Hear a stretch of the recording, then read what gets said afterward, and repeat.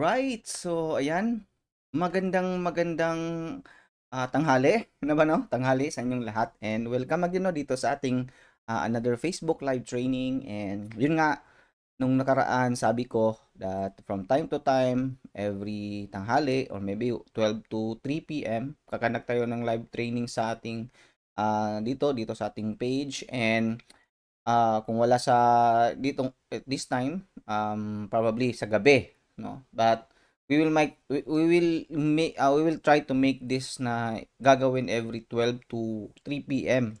Kasi alam ko na at that time is marami sa inyo ay hindi na busy. Okay? So, kaya ko ginagawa itong training na to para magkaroon ka ng avenue to ask me questions regarding sa paggamit ng Cosmic Lab Store ninyo.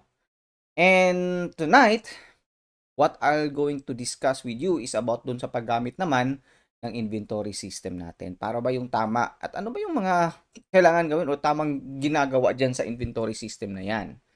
Right? So let's proceed na directly kasi short lang tong ano natin, live training. And teka muna, check ko muna kung gumagana ba yung live training natin ha. Narinig nyo ba ako? And kung may questions ka pala, yan, gumagana naman.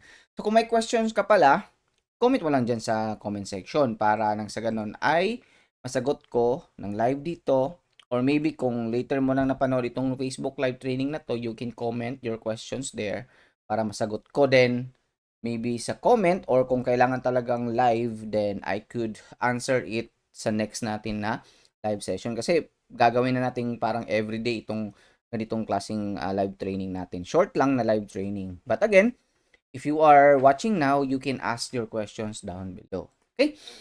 Now, paano ba ginagamit yung inventory system natin? So basically, if we go to your Cosmic Lab Store, if you go to your Cosmic Lab Store account, yan.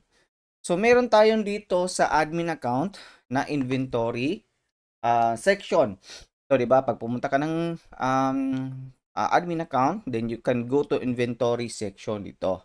Ito yung inventory natin. So, kaya malaki yung mga, ano na dyan. Kung nagkakaroon kayo ng problema pala, when it comes to this, na pagkapunta nyo sa inventory, ang laki ng mga values dito. All you can do with this is, pwede mong i-click itong latest upload, and then you can sort yung quantity from high to low. Okay? Kasi baka malaki yung quantity mo. So, high to low, ayan, meron kasi ako dito mga 999. So, dapat i-edit mo lang yan. I-edit mo yan doon sa ano mo sa tawag dito sa pwede mong i-click ito para mag-open siya doon sa kanyang ano tapos pwede mong baguhin yung quantity, no, yung actual na quantity lang para nang sa ganun ay ma-monitor mo ng tama yung inventory mo. Okay? So again, kung malaki yung values dito, that would probably be mean na yung stocks or yung quantity mo dito ay napakalaki na malalaki. So baguhin mo yan by just going here and isort mo for quantity high to low. Right? So ngayon, let's proceed with our discussion. Paano ba ang tamang paggamit ng inventory? So basically, you have here an inventory section nitong Cosmic Lab Store account mo. So let's ano muna here, no? And latest upload. Ayan. So you have here this section, inventory section nitong Cosmic Lab Store sa admin account mo ng Cosmic Lab Store account mo. So andito rin yung mga list. So kung ano yung nakikita mo na mga list of items dito, yan din yung makikita mong list of items under your products section. Okay, nandito yung walis tingting. So i-delete muna natin yung walis tingting kasi yan yung ginawa natin na live previously. So deleted na yung walis tingting. So you have here Payless Instant Mommy Beef, Bear Brand, Milo. So kapag pumunta ka ng inventory, yan din yung mga nakalist dito. Payless Instant Mommy Beef, Bear Brand, Milo, so on and so forth. So ano yung nasa product, yun din yung mga nakalista dito. And how can we do or how can we achieve this anong tawag dito, itong paano ba to ginagamit yung inventory? So basically dito mo monitor kung ilan na ba yung stocks remaining sa products mo. So dito yung stocks quantity oh. So ito yung ibig sabihin na meron na lang akong 0 na Bear Brand, meron akong 2 na lang na Payless Instant Mommy Beef, meron akong 30 pieces ng Milo, Nova 32, so on and so forth. Alright?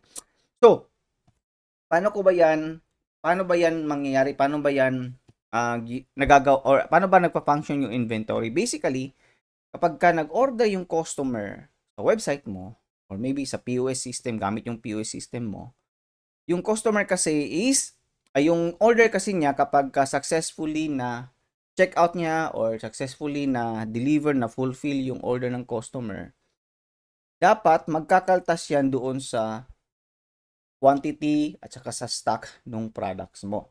So for example, yung customer bumili nitong Milo 24 grams. Kapag i-click natin dito, mapupunta yan doon sa product, edit, updating product. So, dito yung Milo. Basically, for example, nag-order yung customer ng 10 nito. So, dapat yung quantity, masasubtract siya ng 20 pieces. So, magiging 20 na lang ito. Magiging sasubtract siya dito ng 10 pieces kasi 10 yung in-order ng customer. So, 30 na lang yung 20 na lang dapat matitira. At ito, madagdagan ito ng 10. So, magiging 99 na ito. Okay? So, ganyan yung gamit ng lakihan natin. Yan, magiging 20 ito and then magiging 89 ito. Tingnan natin, mag-sample order tayo ha. So, let's go to our let's use in incognito. Okay? So, para makapag-order yung customer mo, kailangan mong kunin yung website link mo. So, punta ka dito sa settings, admin settings, itong settings, and then you get this website link mo. So, i-copy mo yan, and then go to your mag-ano na lang tayo, yan yung ipapasa mo doon sa yung customer. So, mag-new incognito tayo para as if fresh website, no, kasi yung customer mo, fresh website naman siya talaga mag-login doon sa yung website eh. So, kapag naibigay mo na yung website link, i-click lang niya yon ng customer mo at mapupunta na siya dito sa website mo. So, ito na yung windows ngayon ng customer. So, sabihin natin, orderin ni customer yung Milo. Search natin yung Milo. Yung 24 grams, andito yon. Okay? And then, for example, o-orderin ito ng customer, i-add to cart ng customer, sabihin natin 10. Kasi 10 yung natin. Then, go to cart. And then, ipoproceed na to, i-check out na to ng customer. So, proceed to check out. Hingan lang ang customer mo ng, dito, login, tsaka password. So, balik muna ako doon sa main website at kukuha ako ng sample na user or sample na customer. So, meron akong account dito. Ito kay Francis Clavano na lang. No?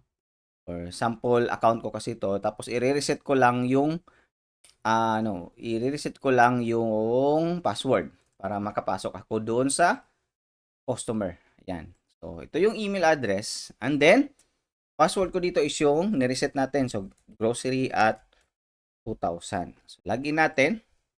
Ayan. So, babalik na yung customer doon sa kanyang cart. Ipoproceed na niya. And then, maglalagay lang siya ng address niya. Philippines. Then, sabihin natin, Davao del Sur. Ayan. Then, Davao City. And barangay, sabihin natin, ito, Balyok. So, lalagay din siya ng dito, ng address, street, block, saka lot niya. Depende na lang kung ano yung address niya. Tapos, pipili siya ngayon kung paano ba niya babayaran. So, for example, babayaran niya through GCash. So, check out na ng customer. Ayun. So, since not processed pa to, so babalik tayo doon sa ating admin account. And as you can see here, dito sa inventory, i-refresh lang natin. Tinignan natin yung Milo, naka 30 pieces pa rin siya yung stock. Hindi pa nabawasan. Kasi nga, hindi pa successful, hindi pa na-fulfill yung order ng customer. Okay, so punta tayo sa orders. Ito admin account to ha. And nandito yung order ni Francis Clavano na 10 Milo. Ayan, open natin. Ayan, 10 Milo to. And then you can now start updating it. So for example, nabayaran na or hindi na natin iwiwiting payment kundi nabayaran na, processing na kagad. So processing na, kunin mo na kung meron kang product na to sa tindahan mo, so kunin mo sa tindahan mo. Kung wala naman, pwede mong kunin doon sa pinakamalapit na supermarket, saka mo i-deliver. Okay? So ngayon, i-update mo na ngayon from processing, in transit na. So i-update mo lang yan, ayun, in transit na. Now, you can, pwede mong kasi to i-customize kung saan ba papasok yung pag-subtract ng inventory doon sa system mo, sa inventory system. Dito sa settings, sa pinakababa ng settings, nandito yung preferred inventory entrance. Okay, ang ibig sabihin nito, kung ano yung naka-choose dito, dun papasok, magsasubtract yung inventory. So since ang nilagay ko is in transit, pwede ring sa not process pa lang mabawas na yung inventory. So sa akin in transit. Depende sa iyo, mako-customize mo siya. So for example, in transit ko siyang sinet. So meaning, nung nag-in transit na ako nung order na to, nung in-update ko siya, ngayon ang status niya is in transit na, ibig sabihin na subtract na yung yung inventory kasi nga in transit yung chinus ko dito sa settings. Yan. So ngayon, tingnan natin sa inventory. Yan, kung nag-subtract na ba. So 30 no, i-refresh natin.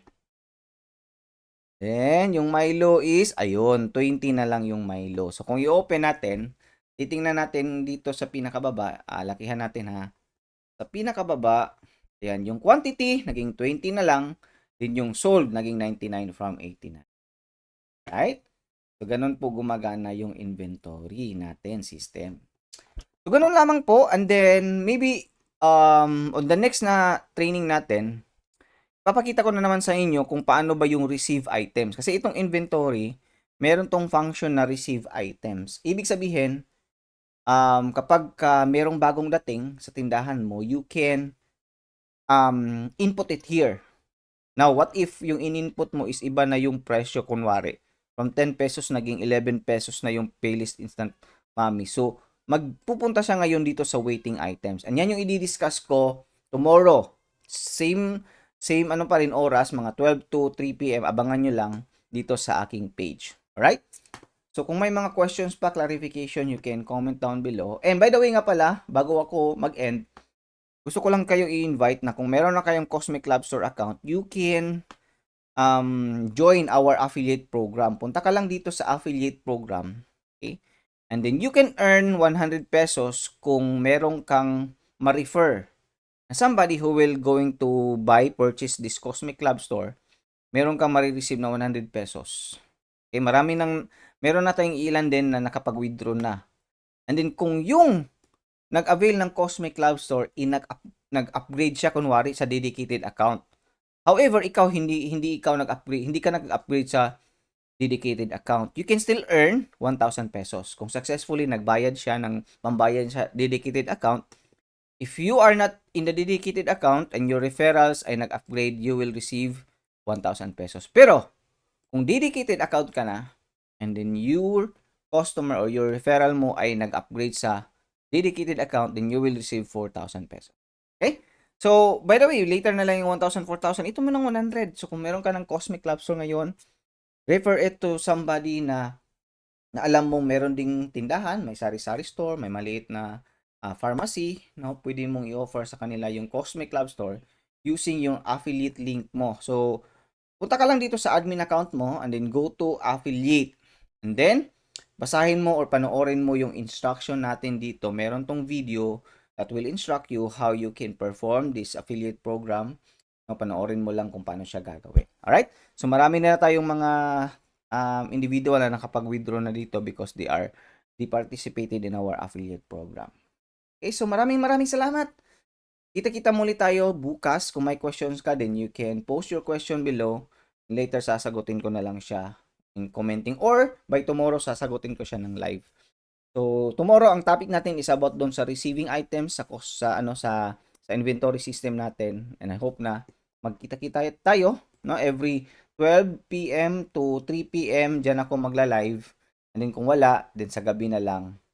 I'm doing this para makater ko yung mga questions ninyo, especially if gusto nyong live na ipapakita ko. So kasi pwede kong i-live, ipapakita yung mga solutions sa mga problems na na-experience nyo or mga questions nyo regarding the Cosmic Lab Store ninyo. Alright? So that's it. Thank you and have a great day. Bye.